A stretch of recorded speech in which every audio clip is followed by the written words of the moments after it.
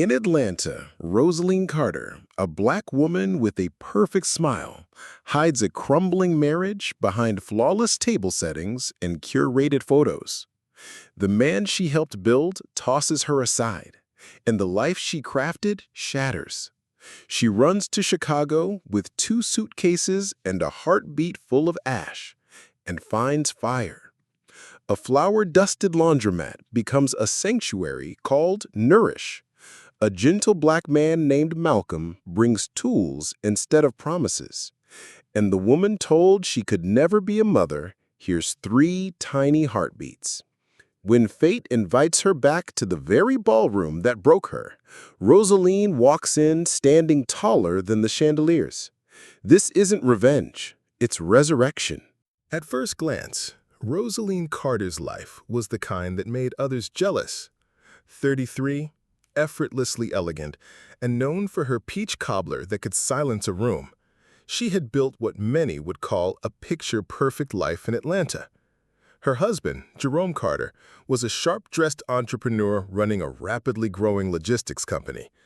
Their home, a 2-story brick colonial with white shutters, was often featured in her social media posts, filtered in golden light and garnished with hashtags like blessed, partner in crime, and hashtag Black Love. But beneath that curated perfection was a woman running on fumes. She'd been the silent architect of Jerome's success, pouring in not just her savings, but her time, her peace of mind, and, though she rarely admitted it, her dreams. 6 years into the marriage, their once cozy living room had become a museum of avoidance. The laughter had dried up. Conversations turned transactional. Intimacy disappeared like a ghost, and when Roselene dared to ask about children, Jerome would flinch, then blame her. "You stress too much," he said once, eyes on his phone.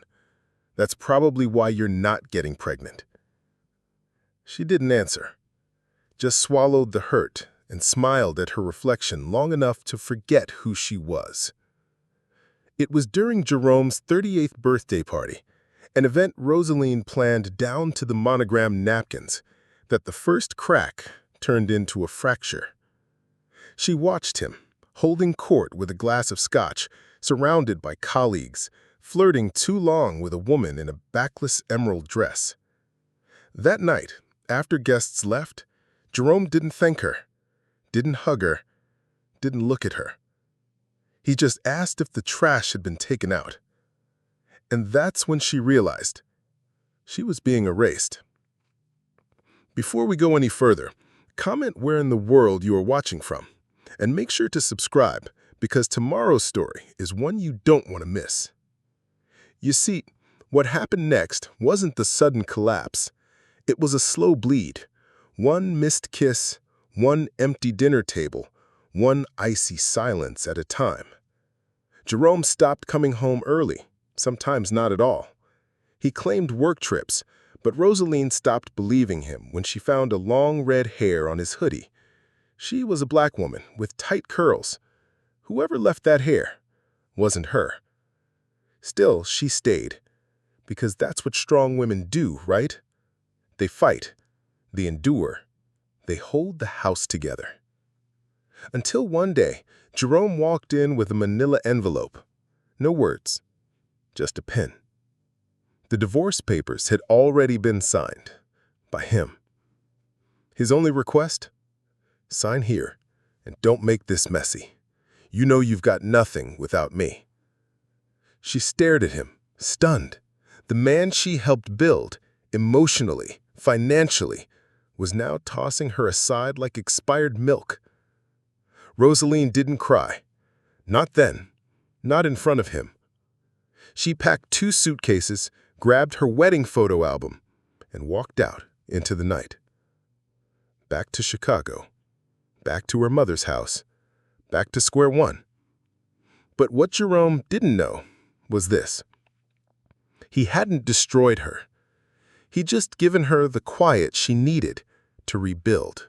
In the early days, their home echoed with music, Classic R&B on Sundays, jazz on rainy mornings, and the rhythmic beat of pots clanging in the kitchen as Roselene danced while cooking. Back then, Jerome laughed more.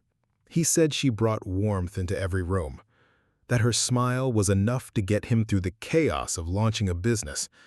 But businesses grow, people change, and love, when fed only with obligation, starts to rot at the root. It didn't happen overnight. It began subtly. Jerome stopped asking her opinion on things. He redesigned the living room without telling her. He hired a branding consultant for his startup and said Roselene's ideas were too soft. "Baby, this ain't a cupcake shop. I need edge, not empathy," he said, waving her off one evening as she suggested a logo concept. She'd spent all night drawing it. Roselene swallowed her pride, nodded, and told herself it wasn't personal.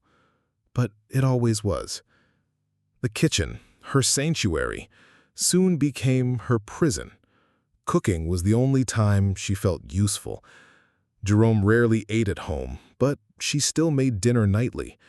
He'd walk in late, reeking of expensive cologne and exhaustion, and say things like, "You still cooking like we got a family to feed?"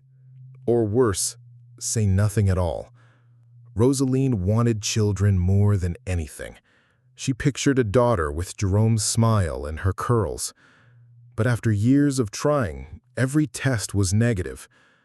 At first, they'd cried together. But by year 3, Jerome stopped showing up to appointments. When doctors suggested testing his fertility, he refused. "I'm not the problem. You're the one with all the hormones and whatnot." She didn't argue, but it lingered in her chest like a bruise that never faded. She wasn't barren, not by any medical standard, but Jerome made her feel broken, like her womb was a locked door with no key, and somehow it was her fault he couldn't walk through. He began dropping loaded comments at family gatherings. "We're still working on it. Some folks take longer, you know?" And when his mother said, "You're sure Roselene's not too stressed for all that?" he didn't defend her. He chuckled. That chuckle shattered her. Then came the financial betrayal. Roselene had worked as a pastry chef for 6 years before marrying Jerome. She wasn't rich, but she'd saved carefully, $48,000 in a private account, meant to open a bakery someday. When Jerome struggled to find investors, she offered it all, every last dollar, to help him launch Carter Freight Solutions. He called her his angel investor, promised a return, promised she'd be the CFO when it grew. That promise vanished like smoke. As the company flourished, Jerome hired a full executive team without her. At parties, he introduced her as "my wife, Roselene. She's a magician in the kitchen." Never as a partner, never as the reason his business existed. And slowly, her world got smaller. She stopped seeing friends. Jerome said they were jealous or draining. She stopped visiting family. Jerome claimed they were too negative. She even stopped baking for joy. Jerome said it made the house smell too sweet. She lived in a house full of things, but starved of love. One night, after Jerome returned late again, Roselene confronted him. "Where were you?" she asked, trying to keep her voice steady. He shrugged. "Meeting ran long." "You're wearing a different cologne." Jerome turned, expression blank. "You checking up on me now?" "No, I miss you." That's when he laughed. A short, cruel chuckle. "Miss me? You act like I'm some prize. Maybe if you could give me a kid, I'd have something to come home to." That night, Roselene slept on the couch, not because he told her to, but because she couldn't share a bed with someone who weaponized her deepest pain. The worst part, she still loved him. Even after the cold shoulders, the emotional bruises, the shrinking of her spirit, she clung to the memory of who he used to be. That kind, driven college student who brought her flowers in takeout boxes and wrote love notes on sticky pads. She told herself he was tired, that the pressure was getting to him, that maybe, just maybe, if she gave more, he'd come back. So she cooked more, cleaned more, smiled more, until one day, she opened the laundry hamper and found a lipstick-stained napkin in his slacks. Bright coral pink, a shade Roselene never wore. She didn't scream. She didn't confront. She just sat on the edge of the bathtub, holding that napkin like it was a flag on a battlefield she didn't know she'd been fighting on alone. That night, she stood at the window, watching the city lights blink back at her. She whispered, more to herself than anyone, "I'm disappearing." And for the first time in years, she believed it. The day it all fell apart wasn't stormy. It was clear, crisp. Sunlight poured through the kitchen window like liquid gold, and Roselene had just pulled a batch of lemon-thyme scones from the oven. She was humming, something old school, maybe Anita Baker, when Jerome walked in. No hello, no smile, just a manila folder dropped on the counter like junk mail. "What's this?" she asked. Jerome didn't look up. "Divorce papers." She blinked, the words not registering. "I'm sorry, what?" He finally looked at her, his eyes, once playful, once hers, or stone. "This isn't working," he said flatly. "We both known it." For a moment, the room didn't move. Roselene stood frozen, flour on her apron, butter on her fingertips, heartbeat in her throat. "But I thought we were trying," she whispered. "You never said." "I don't want to try anymore." That was it. No anger, no emotion, just a clean cut, like removing a Band-Aid from someone else's wound. The divorce agreement was already printed and signed by Jerome. She scanned the pages with trembling hands. No alimony, no asset division, nothing from the company she helped fund, not even the house. He wanted her to walk away with what she came in with, except she'd come in with hope, with savings, with dreams, and now she had none. She looked up at him. "You're serious?" Jerome leaned against the marble island, sipping coffee. "Look, it's better this way. No mess, no drama, just sign it." Her voice cracked. "After everything I gave?" "I didn't ask for it," he snapped. That's when something inside Roselene cracked. Not loudly, quietly, like the sound of a bone under pressure. In the days that followed, she tried to make sense of it. She revisited every conversation, every look, every touch, trying to pinpoint when he stopped loving her. But there was no single moment. Just erosion. The same week, she discovered the truth. Veronica, Jerome's college ex, beautiful, ambitious, always lingering at the edges of their life, just a friend from the old days, he once said. Except friends don't send late-night texts.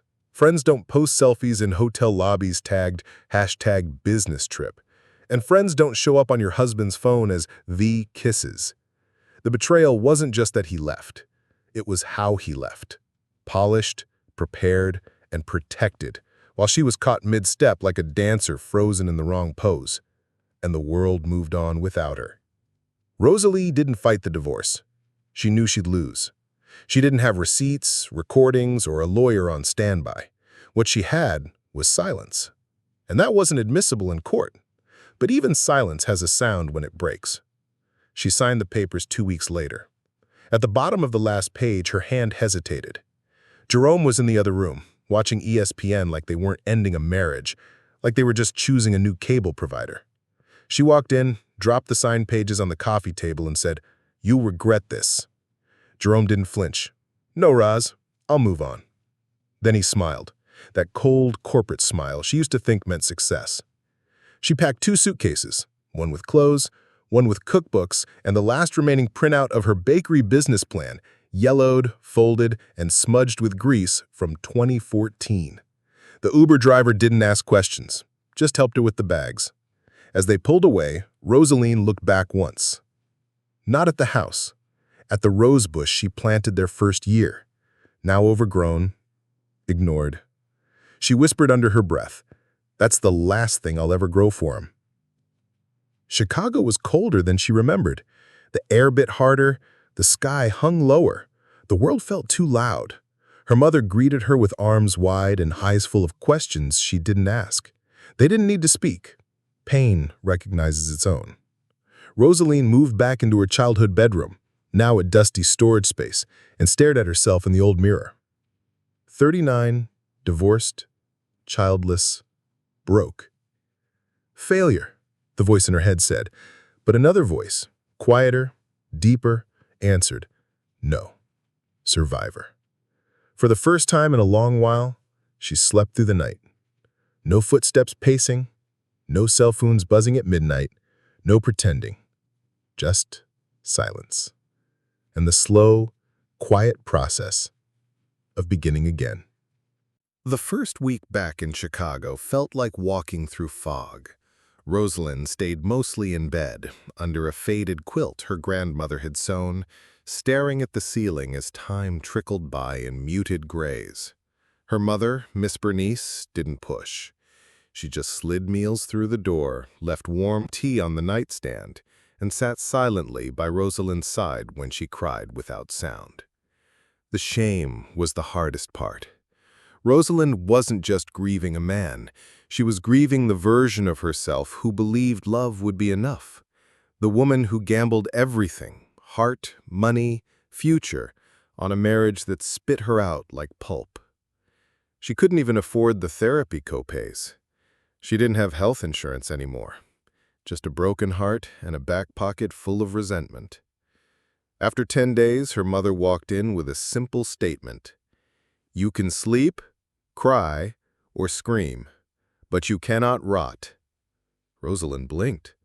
Miss Bernice handed her a pair of sneakers. Start by walking, the rest will come. That's how it began. Tiny steps. First a walk to the corner store, then around the block, eventually to the little bakery she used to visit as a teenager, Lottie's Bakes, run by a cranky but sweet old woman named Miss Lottie, who still remembered her favorite, cranberry orange scones. "Girl, where you been?" Miss Lottie asked, raising an eyebrow. "You used to have the light in your eyes. What happened?" Roselene just smiled, soft and sad. Life happened. Miss Lottie stared at her, then nodded toward the kitchen. "Come help me whip some buttercream. You got nowhere else to be." It was supposed to be just for the day, but something in the scent of vanilla and clove, the rhythm of mixing bowls and timers, pulled her in like gravity. By the end of the week, Roselene had flour on her cheeks and a new purpose in her hands. Miss Lottie paid little, but it wasn't about the money. It was about doing something that made sense again, something she was good at. She came home smelling like sugar and cinnamon, hair in a scarf, hands covered in dough.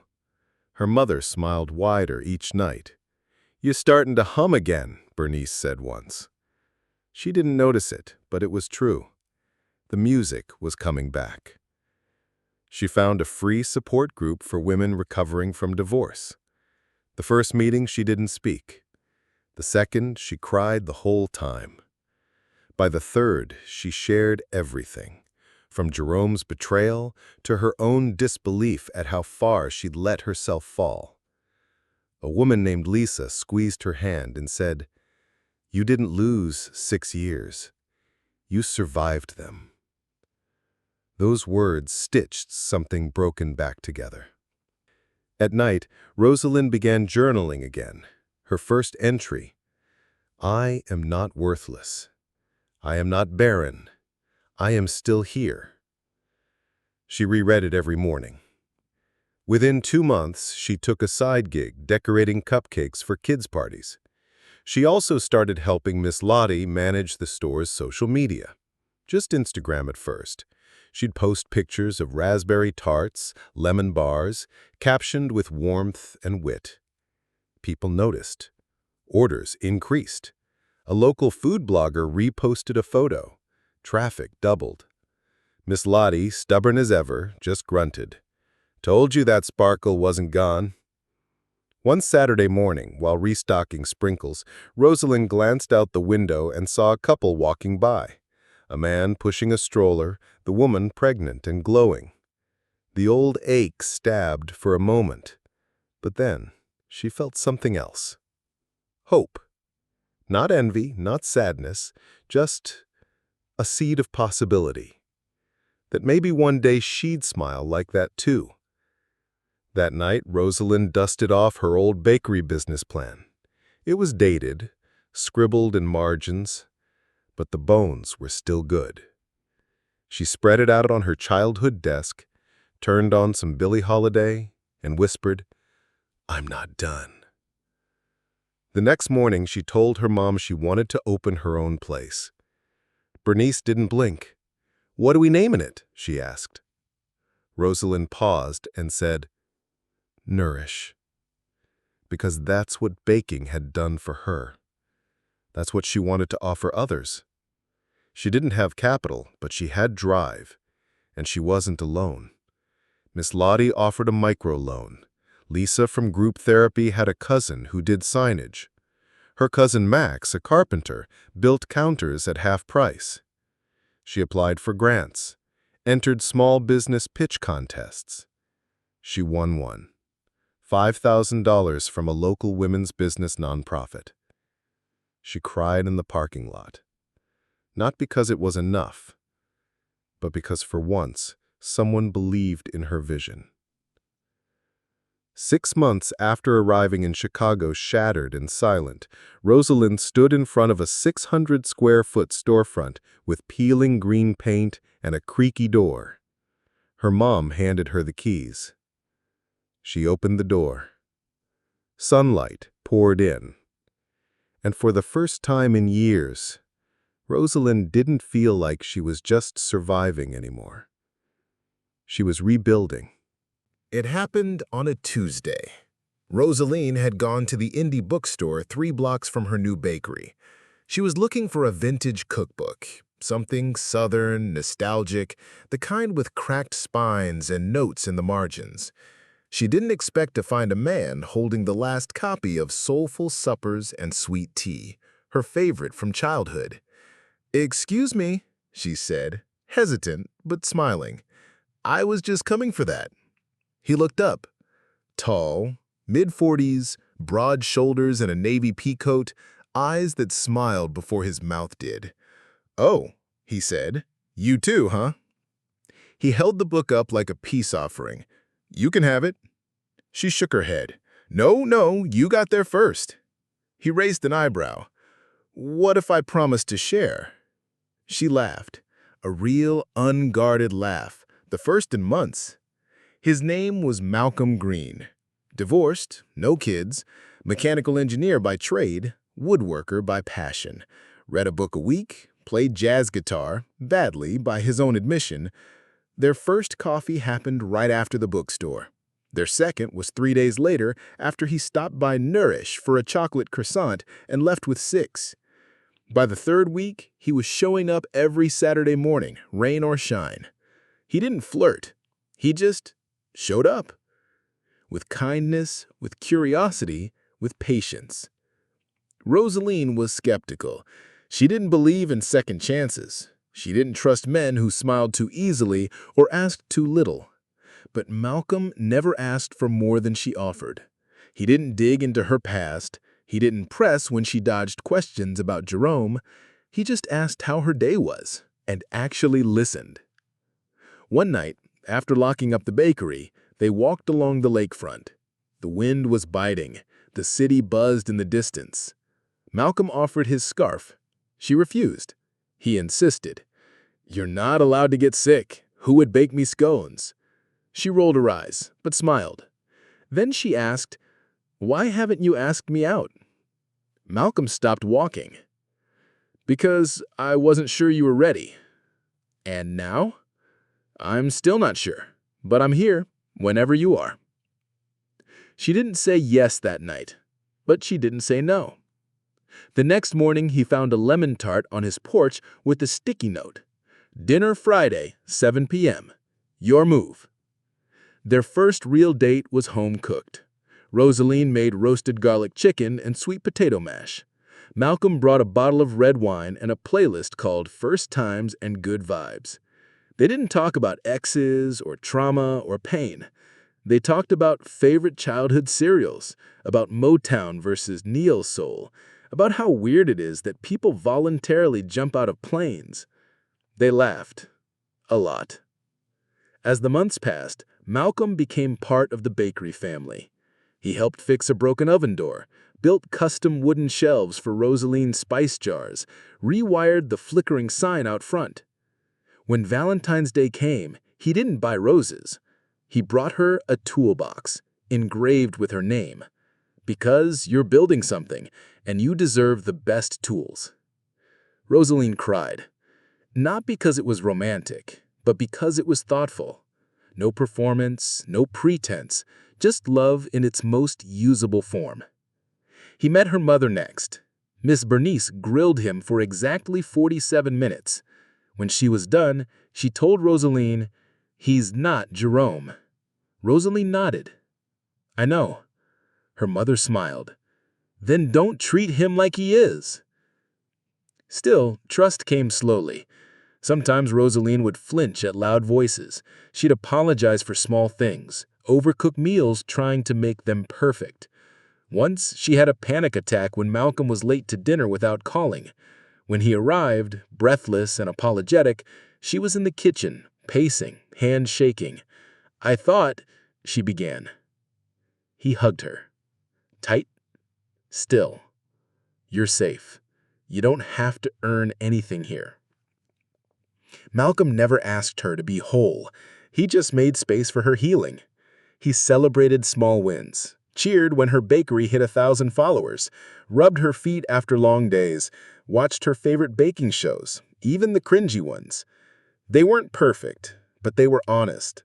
And in that honesty, Roselene found something she hadn't known she needed: peace. 6 months after their first date, they stood in the middle of her tiny living room surrounded by receipts and flour, and Malcolm said, "You know, if you ever decide to marry me, I'm okay with it being in the bakery, with croissants instead of cake." Roselene laughed, but she also knew, deep in her gut, that this was a man who'd never ask her to shrink, who'd never use her past as a weapon, who saw her not as damaged goods, but a masterpiece under restoration. The space was a former laundromat. Peeling green paint, rusted signage, a leaky ceiling, and a crack down the left side of the tiled floor. To most, it looked like a dump. To Roselene, it looked like a beginning. She stood in the middle of the 600-square-foot box, arms folded, imagining ovens where washing machines once stood. Picture windows filled with golden pastries, chalkboard menus, laughter, jazz on vinyl, the smell of cinnamon and nutmeg in the air. It would take everything she had, and more than she didn't. But she was ready. She called it Nourish. Not just for the food, but for what the journey had done to her. She hadn't just survived Jerome. She'd rediscovered parts of herself buried under years of neglect, creativity, ambition, joy. And now she wanted to feed others, body and soul. Getting it off the ground wasn't glamorous. She scraped together capital from multiple small grants, a modest loan co-signed by Malcolm, and help from her support group. Miss Lottie donated 2 used ovens. Her cousin Max, the carpenter, built tables from reclaimed wood. Lisa's brother did the logo for free. Every dollar mattered. Every choice was strategic.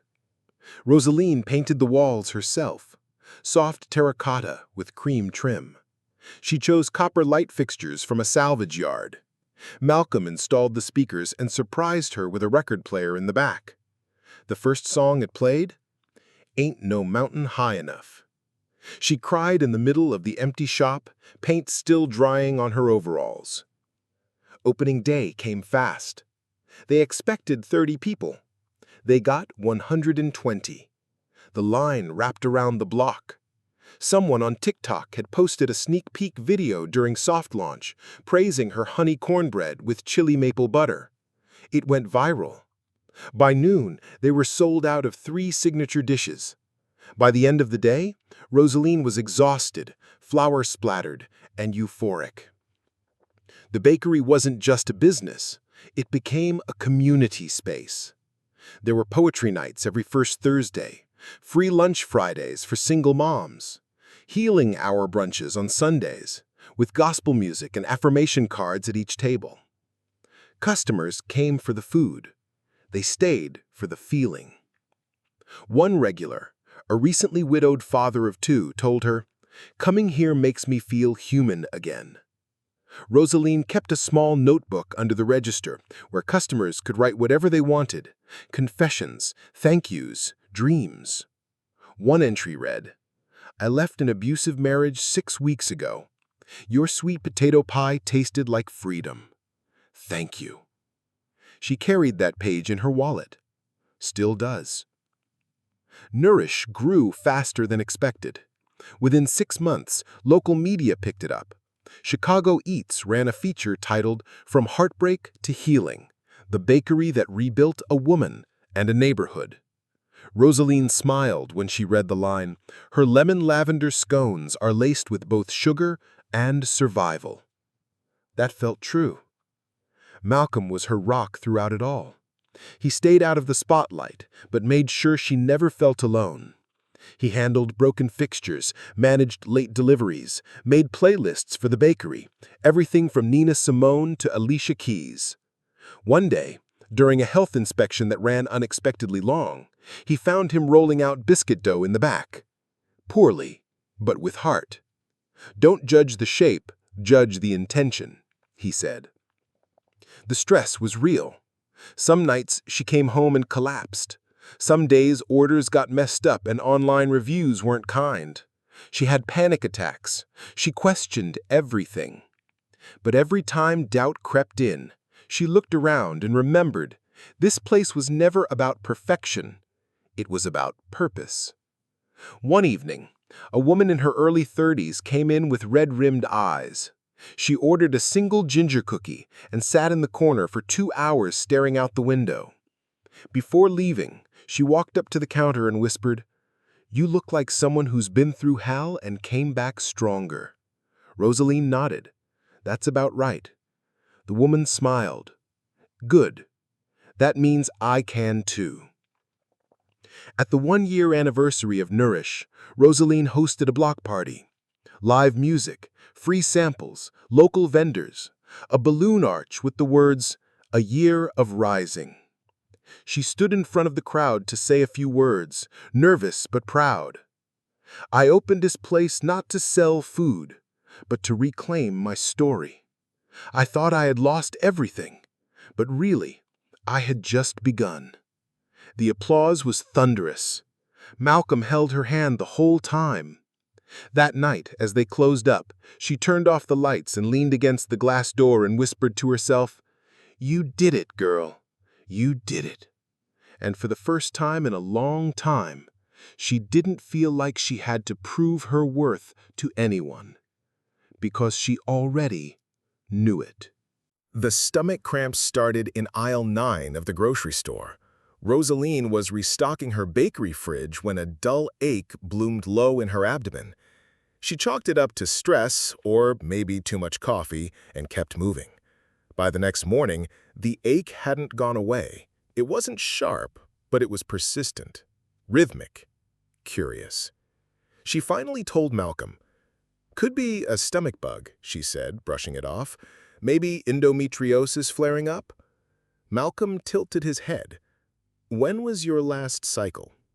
She paused, counted backward, then froze. At the clinic, Roselene sat in a paper gown, heart racing, surrounded by pastel posters of smiling babies. She'd been here before, in a different state, a different time, back when hope was still naive. The nurse ran the test, stepped out, then came back smiling. "You're pregnant." She blinked. That can't be right. The nurse laughed. I assure you it is. But just to be sure, let's do an ultrasound.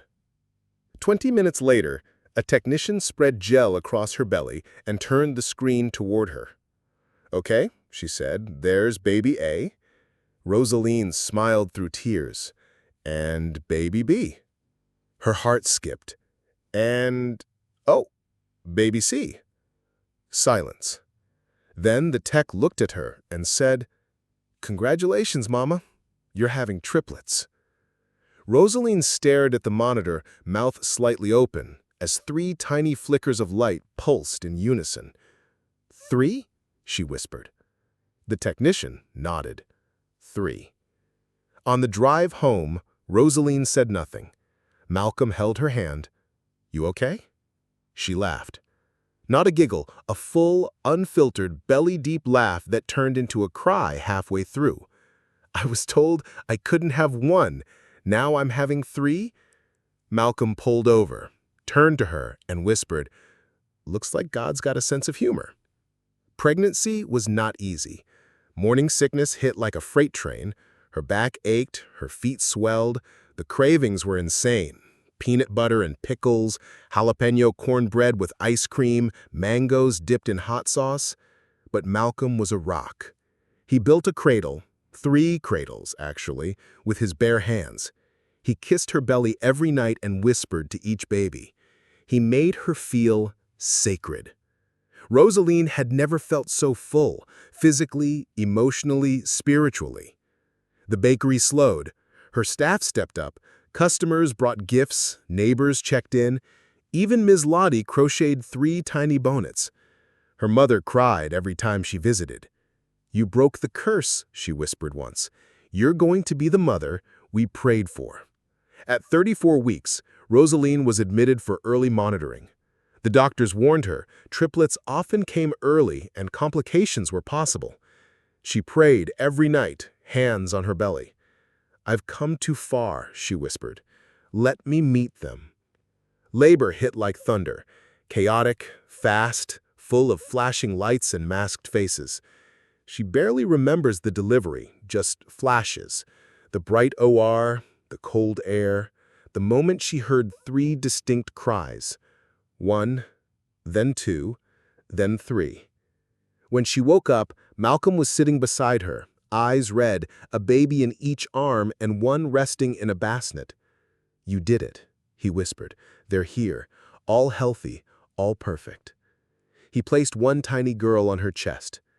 She looked down at the smallest face she'd ever seen, then looked at the other 2, and she sobbed. Not from pain, not from fear, from overwhelming, soul-deep joy. They named them Zora, after Zora Neale Hurston, strong and fearless. Naomi, for joy, pure and whole. Hope, because she never stopped believing. The house changed. The schedule changed. Their lives changed. But one thing didn't. Roselene's sense of purpose. She was no longer just a woman rebuilding her life. She was a mother. She was a provider. She was the answer to her own prayers. At night, when the baby slept, rarely, they would lie in bed, exhausted but glowing. Sometimes they didn't speak, just held hands, letting the hum of the baby monitor be the soundtrack of their new life. One night, Malcolm looked at her and said, You gave me a family. She smiled. They gave me back to myself. Roselene started writing a blog, Mothering After the Fire. Her words resonated. Her story spread. Thousands of women, many who thought motherhood had passed them by, found hope in her journey. One comment read, I'm 41, just divorced, and thought it was too late for me.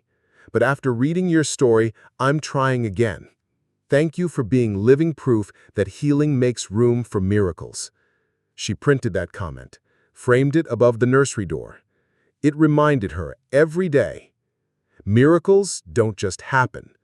They are earned through fire, faith, and the courage to begin again. Roselene never planned to make a scene.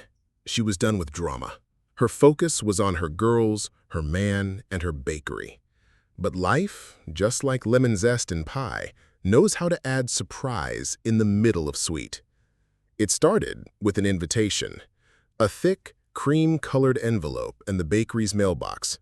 No return address, but the calligraphy was familiar. Inside, an embossed wedding invite. Jerome Carter and Veronica Daniels cordially invite you to celebrate their union at the Langham Hotel Ballroom, formal attire, no kids. She laughed at first. "Why would they send this to me?" she asked Malcolm. He shrugged. "Maybe it's a flex, maybe it's bait. Or maybe they want me to see what I lost." Malcolm kissed her cheek. "Let 'em. Just means you get to remind them what they gave up." Roselene didn't plan to go. But 2 nights before the wedding, something shifted. It wasn't about revenge. It wasn't about them. It was about closure. About walking into the room that once made her feel small and taking up all the space she earned. She wore a navy velvet gown, hair pinned up, no flashy jewelry, just a simple gold bracelet Malcolm gave her after the girls were born, engraved with "Still Rising." She stepped into the Langham like royalty, alone. Eyes turned, conversations paused, champagne glasses froze midair. Veronica spotted her first, face stiffening, lips curling into something half smile, half sneer. Jerome turned and blinked. The man who once discarded her like expired bread now stood in silence, watching the woman he underestimated glow without him. "Jerome," said Roselene as she approached, "didn't expect you to actually come." She smiled, slow and poised. "I figured someone should show up with taste." Veronica laughed, a cold, forced sound. "Well, it's brave of you to come. Some people might find it awkward." Roselene turned to her. "Only awkward if you think I came for you." She looked around. "Actually, I came for the Art Deco chandeliers. Very new money." Whispers swirled, guests leaned in. But the real moment came during the speeches. Jerome took the mic, thanked his parents, his beloved bride, said something cliché about destiny. Then, unexpectedly, he turned to Roselene. "And to my first wife, I hope you found peace." The crowd murmured. All eyes turned. Roselene stood, took the mic from the DJ's table. Calm, centered, completely unfazed. "I wasn't going to say anything, but since we're acknowledging the past, let me say this." She looked Jerome in the eye. "You didn't break me. You revealed me." Gasps. "You thought I'd stay down, thought I'd disappear.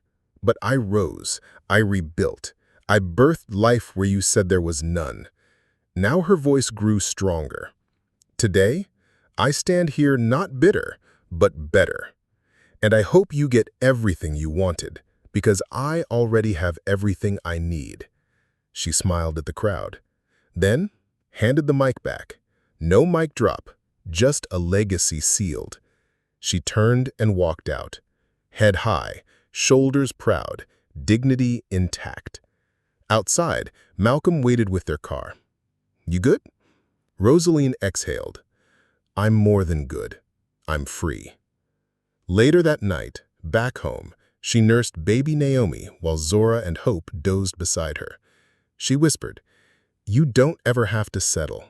Mama didn't, and look how far she came." The next morning, #MicDropMama trended on TikTok. Someone had recorded her speech.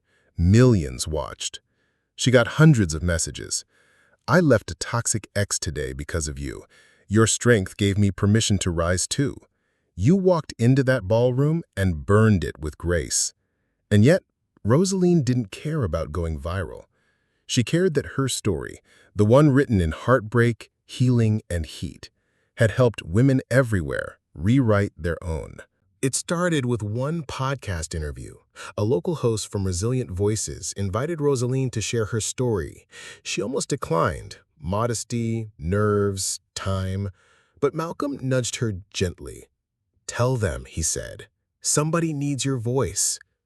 So she did. She sat in a small studio with headphones too big and a mic that smelled like dust. She told it all. The rise, the fall, the lemon scones, the triplets, the fire, and the freedom. And for the first time, she didn't cry telling it. She smiled. 3 days later, the episode went viral. Not just in Chicago, nationwide. Women wrote in from Alaska to Alabama. I listened during my chemo session. You gave me hope. Your story saved my marriage. I left a controlling fiancé because of you, and I'm baking again. I've never even had sweet potato pie, but now I believe in miracles. Then came the emails from universities, from women's shelters, from event planners. Could she speak? Could she teach? Could she share? Could she remind other women what it means to rebuild? Her first keynote was at a women's empowerment summit in Atlanta. Fitting, back where it all began. She stood on stage in front of 3,000 women. Many were dressed like her. Practical shoes, mom bags, worry lines. Some were barely out of high school. Others brought daughters, sisters, mothers. All of them were listening. She didn't use slides, no graphs, no buzzwords, just her voice. I was told I couldn't have children, she began. I was told I was too soft to run a business, too old to start over, too broken to be loved again. She paused, let the silence settle, and they were all wrong. Applause, rising, roaring. By the end of the year, Roselene had spoken in 15 states. She launched a small foundation, the Still Rising Fund, offering microgrants to women starting over after abuse, divorce, or loss. The first recipient? A 54-year-old grandmother who wanted to start a tamale food truck in New Mexico. The second? A 23-year-old trans woman opening a hair studio in Detroit. The third? A blind pastry student in Oregon. Roselene didn't just donate. She called them, mentored them, posted about their journeys.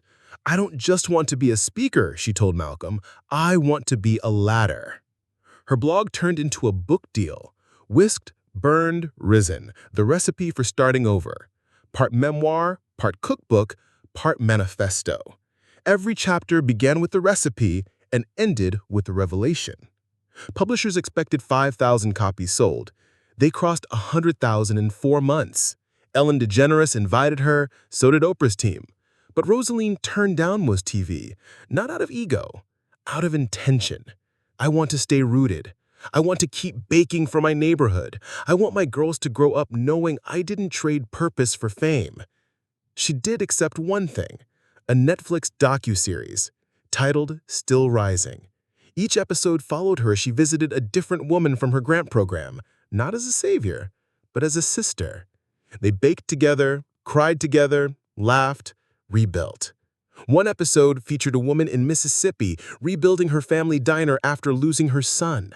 Another followed a refugee mother in Maine teaching her kids to knead dough like back home. Each story its own flavor of hope. At the season finale premiere, Roselene walked the red carpet, not in designer heels, but in flats from a local boutique. In one hand, Malcolm's arm. In the other, her daughter Zora, holding a purse shaped like a croissant. When a reporter asked, "Do you feel like you've made it?" he answered, "I didn't come to make it. I came to make it mean something." And that's exactly what she did. 10 years can pass like a whisper, or like a storm. For Roselene, it was both. A decade had passed since she left Jerome. In that time, she had raised 3 daughters, built a bakery empire, traveled the country, mentored hundreds of women, and survived every doubt hurled her way. So when the email came, it didn't shake her. Subject: speaking request, Jerome Carter Industries. Body: Ms. Carter, I am reaching out on behalf of JCI to inquire whether you'd be available to deliver a keynote at our Women in Business Summit this fall. Our leadership team has followed your journey and would be honored to host you. Best regards, Renee Wallace, Executive Coordinator, JCI. She read it twice. Then again. JCI, Jerome's company. The same company she once helped build. Unpaid, uncredited, unseen. She let the email sit for a week. Then she responded, "Tell Mr. Carter I'll speak, but I won't pretend." The event was in Charlotte. High-rise hotel, sleek branding, polished name tags. She wore a crisp white suit, gold hoops, nude heels, a single braid down her back. She didn't go alone. Zora, Naomi, and Hope came too. Now 9, they sat in the front row, flanked by their godmother Lisa and Malcolm, who wore his best security guard expression. Backstage, Jerome approached. Older, thinner, hair grayer, suit sharp, but eyes dulled. He said, "Roz." She turned. "Jerome." Pause. "You look well," he said. "I am well," she replied. He hesitated. "I've followed your work," he said. "I'm proud of you." She didn't respond right away. Finally, she said, "I didn't do it for you to be proud. I did it because you bet against me." He nodded quietly. "Fair." "Then, are those the girls?" She glanced toward the front row. The triplets were passing mints between each other. "They're mine." A pause. Then, "They're everything I was told I'd never have." No bitterness. Just fact. She walked past him onto the stage. The audience rose. A standing ovation. She raised her hand, waited for the room to settle, then began. "When I was 33, I was discarded. Not in a storm of rage, but in silence, in paperwork, in erasure.